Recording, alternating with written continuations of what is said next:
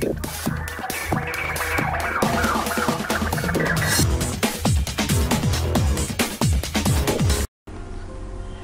Viewers, বিনোদন জগতের সব খবর নিয়ে আপনাদের সঙ্গে এই মুহূর্তে রয়েছি আমি রিপোর্টার কুলসুম। বন্ধুরা, সুপারস্টার শাকিব খান কাজে যতই ব্যস্ত থাকুক না কেন এবং আবরাম খান জয় যখন ফোন করবে শাকিব খানকে, তখন কিন্তু তিনি সব কাজ ফেলে ছুটে যাবেন জয়ের পরামর্শ মতো সেখানেই, সেটা হোক গুলশান নিচের বাসায় অথবা বসুন্ধরায় অপুর বাসায়।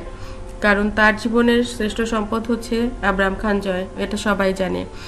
শাকিব খান জয়ের কোনো কথাই কখনো ফেলতে পারেন না, আর তাই হঠাৎ করেই অপু বিশ্বাস কাজ থেকে বাড়ি ফিরে শুয়ে পড়লেন। রাত বাজে 1:30। আবরাম খান জয় মাকে শুয়ে থাকতে দেখে জিজ্ঞেস করলো, তুমি কিছু খেয়েছো? অপুর কথা ভয়ে যেই জয় বুঝতে পারে যে মায়ের অনেক শরীর খারাপ। সে বলে, কি হয়েছে মা? অপু বললেন, জানি না, আমার খুব জ্বর লাগছে, মাথা ব্যথা করছে, মনে হয় ঠান্ডা জ্বর।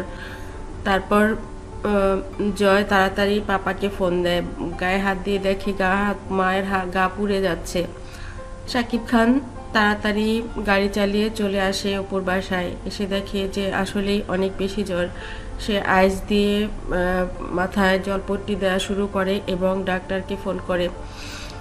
প্রত্যেকটা মানুষই আসলে আলাদা আলাদা, প্রত্যেকটা মানুষের জীবন ধরন, বেঁচে থাকা সব কিছু আলাদা, কিন্তু তারপরেও একটা জায়গায় হয়তো সবারই মিল থাকে, সেটা হচ্ছে শরীরের অসুস্থতা। শারীরিক অসুস্থতার সময় প্রত্যেকটা মানুষই চায় তার প্রিয় মানুষটা তার কাছে থাকুক, তার কে একটু সেবা যত্ন করুক। আবরাম খান জয় সেদিক থেকে অনেক বেশি কেয়ারিং মায়ের প্রতি, মাকে অনেক বেশি ভালোবাসে এবং মুখের দিকে তাকিয়ে একটু অসুস্থতা হলেই সে বুঝতে পারে যে মা অসুখ। এর আগেও আমরা দেখেছি জয় তখন অনেক ছোট, পাপাকে ফোন দিয়ে বলেছিল মাম্মা অসুখ, আর সাকিব তখনই ছুটে এসেছিল অপুর বাড়িতে। আসলে ছোট্ট বাচ্চা যারা, ওরা কিন্তু অনেক বেশি বোঝে বড়দের তুলনায়। বড়রা অনেক ভুল করে, কিন্তু ছোটরা ছোট ছোট ভুল, ওদের ছোট ছোট ভুলগুলোই সুন্দর এবং সেগুলো শুধরে দিতে পারলে ওরা একদিন অনেক বড় মানুষ হয়ে ওঠে। আমাদের আবরাম খান জয়ও তাই। জয়কে যারা ভাবতো যে সে কথা বলতে পারে না, অটিস্টিক, এই ধরনের বাজে বাজে কথা যারা বলতো, তারা আজ জানে যে জয় কতটা ক্লেভার, কতটা স্মার্ট, জিনিয়াস।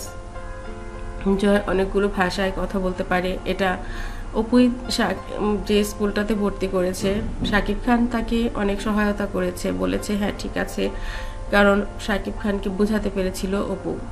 আসলে প্রত্যেকটা মানুষের মধ্যে আন্ডারস্ট্যান্ডিং এর ব্যাপারটা যদি ভালো থাকে, তাহলে একজন আরেকজনকে বোঝে এবং কি বলতে চায়, কি করলে ভালো হবে সেটা তারা ডিসকাস করতে পারে, ফলে সন্তানের জন্য মঙ্গল হয়। বন্ধুরা, আমরা চাই অপু তাড়াতাড়ি সুস্থ হয়ে কাজে ফিরুক।